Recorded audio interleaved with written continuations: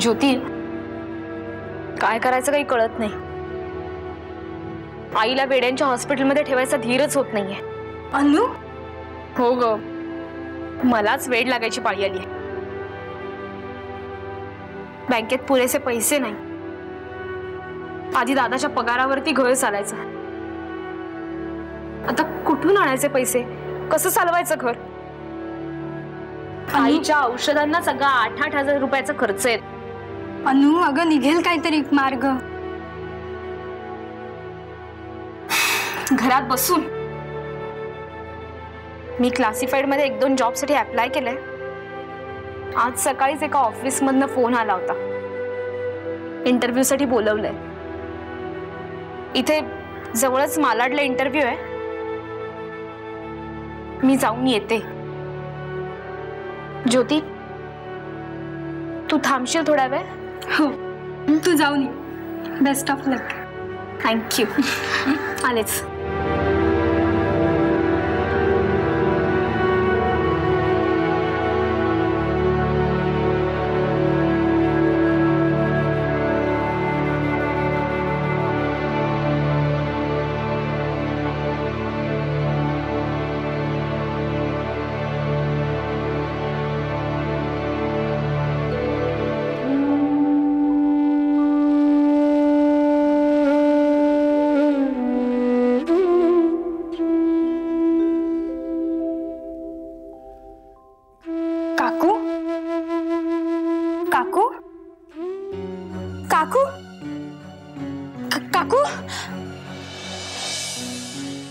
काकू,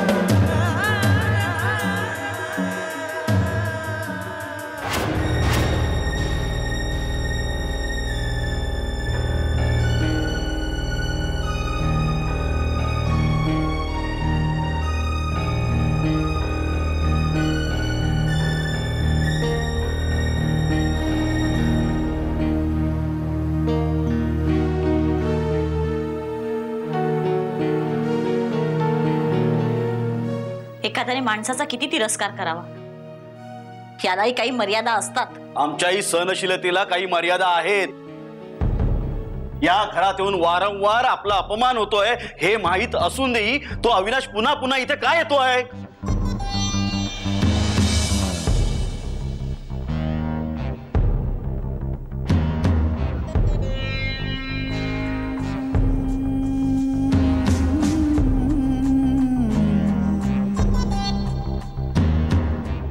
त्याला बोलवलं होतं.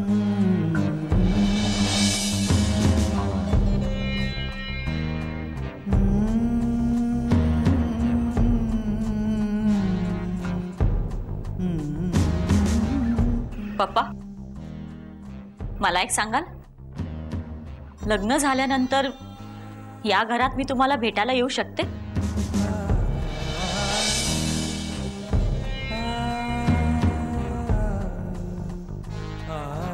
मम्मा, कर्तृत्व नसलेल्या पुरुषाबरोबर किती काळ आधी संसार करतेस ते पाहूया.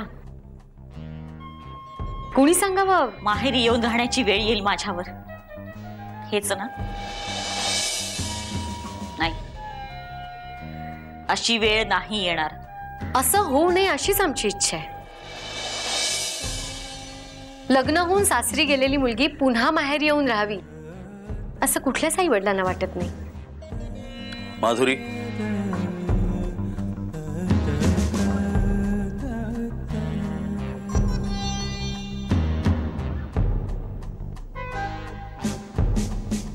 माधुरी, आम्ही तुझ्याशी खूप रूडली बोलतोय असं तुला वाटेल कदाचित. यामागची काळजी, तळमळ तू जरा समजून घे. तुझं वाईट होऊ नये म्हणून शेवटपर्यंत आम्ही तुझं मन वळवण्याचा प्रयत्न करतच राहणार आहोत. मागे तुझ्या अविनाश समोर घरजावई होण्याचा प्रस्ताव मी मांडला होता. त्याचा जरा नीट विचार करा. अहो, कसा करणार? अविनाश महाशयांचा इगो अडवायत असणार ना. त्याला नोकरी धंदा काही नाही म्हणून हिने इंटिरियर डेकोरेशनचा बिझनेस चालू केला. त्याला आपल्या बिझनेस मध्ये सामील केला, बिझनेस पार्टनर बनवला. म्हणजे मेहनत ही करणार आणि तो बसून खाणार.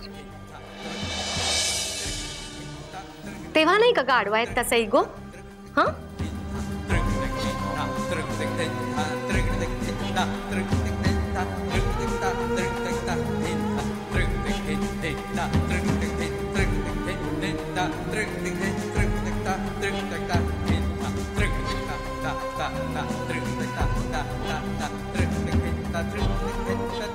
माधुरी, पुन्हा जरा नीट विचार कर.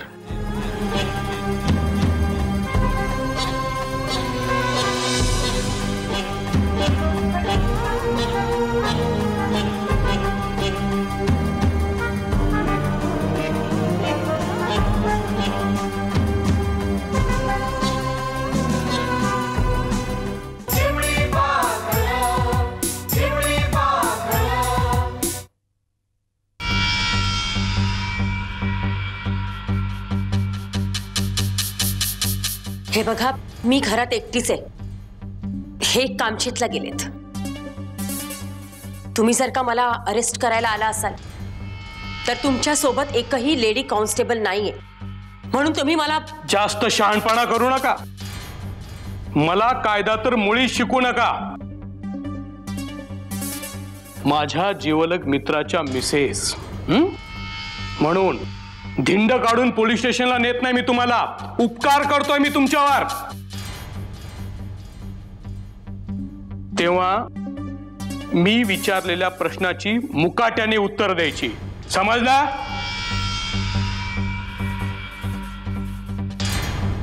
तुम्ही राहुल देशपांडेला 3 लाख रुपये कोणत्या कामासाठी दिले होते?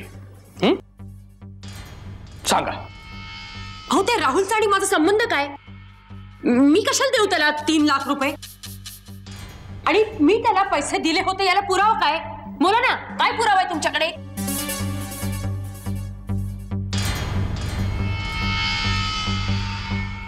त्या नोटांचे सिरियल नंबर्स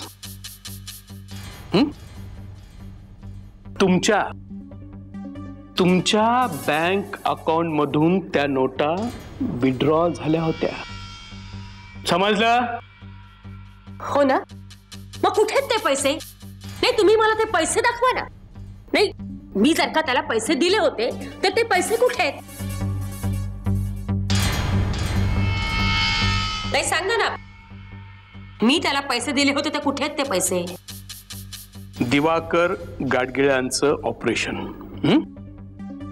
दिवाकर गाडगिळ्यांचं ऑपरेशन कुठे झालं? पुण्याला. पुण्याला. डॉक्टर डॉक्टर कोण होत्या? डॉक्टर मिसेस मराठे. गुड.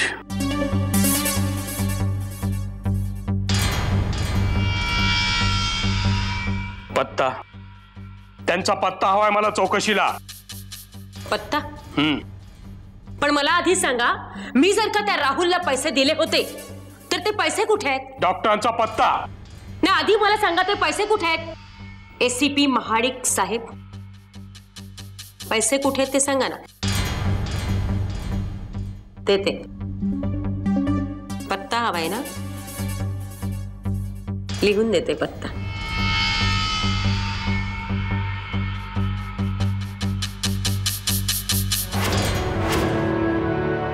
कोणाचं काय वाईट केलं म्हणून हे भोग नशिबाला आलं.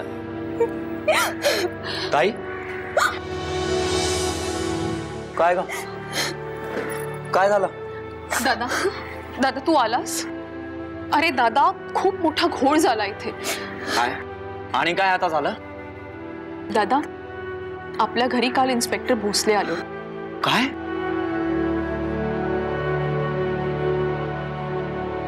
दादा ते म्हणाले की भाऊजी जेलमधून पळून गेलेत. काय? ताई, ताई अगं तू शांत हो ना. दादा तू तरी सांग हिला. काय सांगू मी आता? मलाच काही सुधरण असं झालंय. अरे डोकं फिरलं काय भाऊजीचं? पळून गेलेत म्हणजे ते गुन्हेगार आहेत असाच मतलब घेणार ना पोलीस.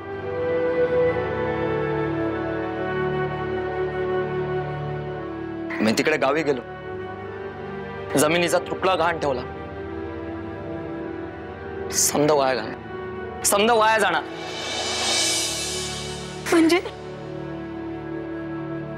म्हणजे दादा, म्हणजे दादा पोलीस यासनी हुडकून काढणार आणि गोळ्या घालून ठार तर नाही करणार ना? अगं ताई, काय बोलतेस तू? शर्मिले, कुठे असतील ग हे? यांनी घरी यायला ना ग. काय झालं ते समजा खरं खरं सांगा ना ग. नाही शर्मिले, दादा, आपण यांच्यासाठी इथं तिळतिळ जळतोया, पर या माणसाला याची चिंता बी नाही. नाही नाही ताई, तसं नसेलही कदाचित. म्हणजे किडनी रॅकेट हे फार मोठं प्रकरण आहे. भाऊजींचं नाव याच्यात गोवण्यात आलं. पोलिसांना भाऊजींकडनं कबुलीचा बाप हवाय, पण ते तोंड उघडायला तयार. ते काहीच बोलत नाहीये. मी गुन्हा केला नाहीये असंच ते सांगतायत. पण पोलिसांचा त्यांच्यावर विश्वास नाही आणि म्हणून कदाचित आपली दिशाभूल करण्यासाठी पोलीस आपल्याला सांगत असतील की ते जेलमधून पळून गेलेत. म्हणजे या केस संदर्भात त्यांना कदाचित आपल्याकडनं काही माहिती हवी असेल. होय, असंच असणार, असंच असणार.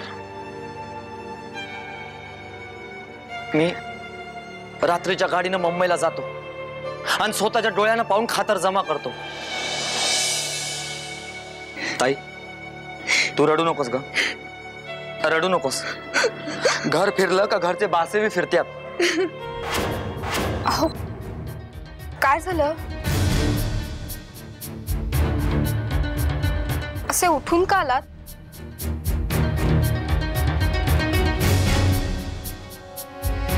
अहो, काय?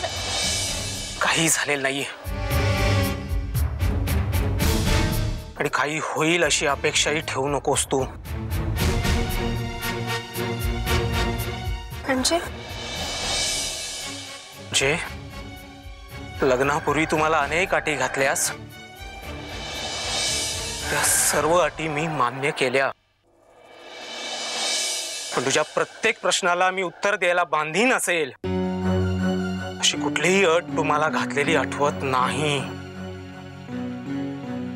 पण हे असा अचानक पुन्हा प्रश्न. आणि प्लीज माझ्या मागे मागे येऊ नकोस. मला आवडत नाही ते.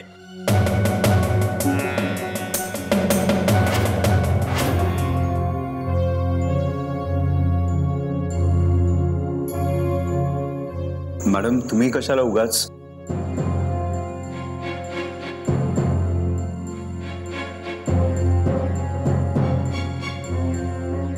तुम्हाला एक गोष्ट विचारू?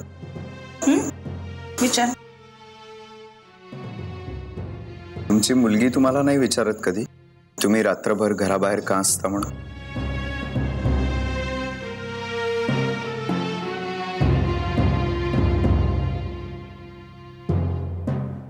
नाही म्हणजे ती हट्ट कधी करत नाही का की तिलाही तुमच्या सोबत यायचं आहे म्हणून? खूप छोटी आहे अजून ती. तिला तर सारखं वाटत असेल की तुमच्या सोबत सतत असावं, सतत तुमच्या जवळ असावं. That is none of your business. हे बघ सागर, तू माझी काळजी करतोयस ना इथपर्यंत ठीक आहे, पण माझ्या मुलीची काळजी करण्याची काहीच गरज नाही. सॉरी. वेल, तुला हाईप करण्यासाठी माझ्या डोक्यात एक फॅन्टास्टिक कल्पना आलेली आहे. कोणती? आपण ना आपले हे असे फोटो काढून घेऊयात. म्हणजे मी तुला किस करतेय,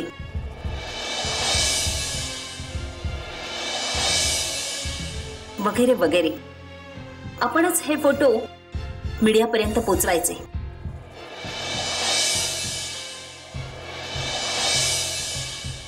म्हणजे मग तुझा अल्बम एका रात्रीत सुपरहिट आणि तू एका रात्रीत सुपरस्टार. सागर,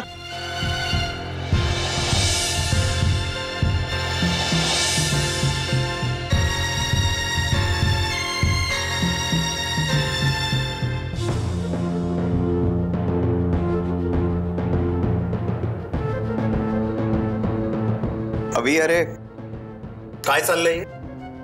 ते वेल, मला एक्सप्लेनेशन नकोय. माझ्या डोळ्यांवर पूर्ण विश्वास आहे. अविनाश, दिसतं तसं असतंच असं नाहीये. बस मी तुला सांगते, त्याची काही एक गरज नाहीये.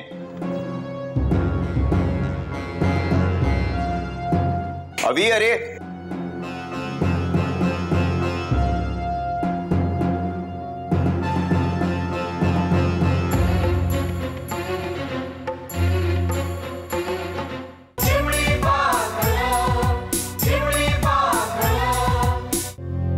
मी स्पष्ट विचारतेय की तुम्ही मला माझ्या पप्पांनी दिलेले पैसे परत करणार आहात की नाही?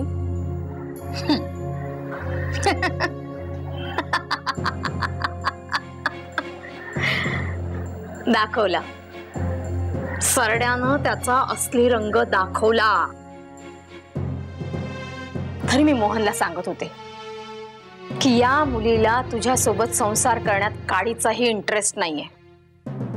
नाही ऐकलं त्यांनी माझं. बायकोवरचं आंधळ प्रेम, दुसरं काय? हो, नाहीये मला त्याच्यात इंटरेस्ट. मग का सोडून देत नाही त्याला? का खेळतेस त्याच्या आयुष्याशी? कारण तुम्ही राहुल आणि त्याच्या कुटुंबाशी खेळलात. आता जो राहुल आलाय तो राहुल देशपांडे नाहीच आहे. तुम्ही तिघांनी मिळून त्याला मारलंय हे मी साऱ्या जगाला ओरडून ओरडून सांगणार आहे.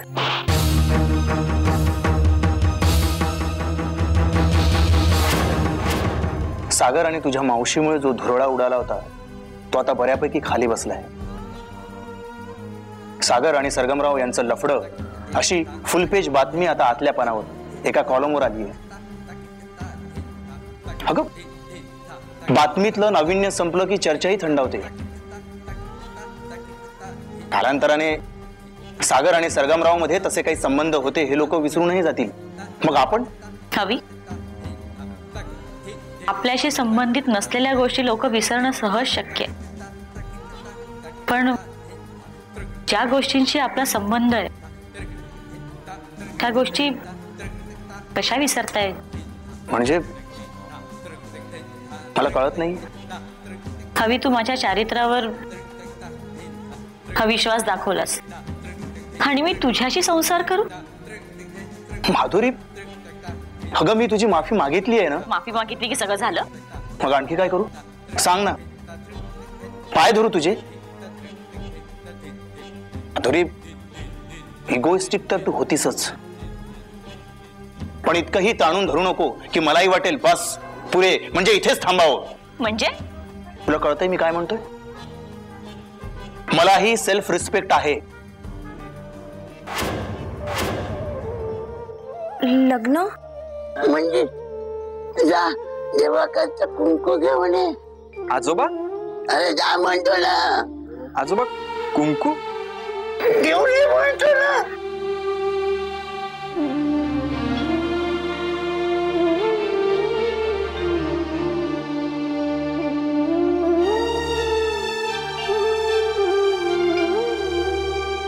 हे घ्या आजोबा. अरे माझ्याकडे कुठे देतोय? तुम्ही दोघं खरोखरच लग्न करणार नाही तर तिच्या मरबट भर.